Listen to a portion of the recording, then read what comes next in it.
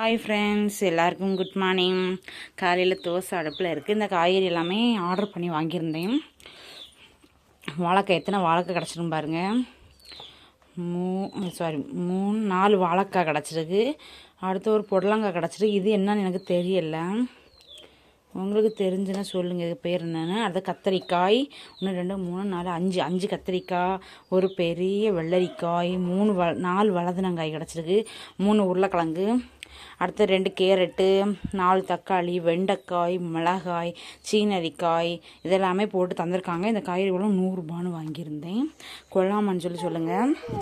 இன்றைக்கி சண்டே ஆட்டு கடைக்கு போகலை வாங்க. சரி ஆர்டர் பண்ணியிருந்தேன். ஆர்டர் பண்ணாக்கில் கொண்டு வீட்டுக்கே வந்துட்டாங்க. இவன் காலைல தோசை சுட்டுட்ருக்கேன். தோசையும் சுட்டு சாம்பாரம் வைக்க போகிறேன். அதுக்கு தான் காய்கறி எல்லாம் ஓகேவா. இந்த 100 ரூபாய்க்கு இந்த காய்கறிலாம் கொள்ளாமான்னு சொல்லி கமெண்ட்டில் சொல்லுங்கள். எங்கள் ஊர்லலாம் 50 ரூபாய்க்கு இவ்வளோ காய்கறி கூட கிடைக்காது.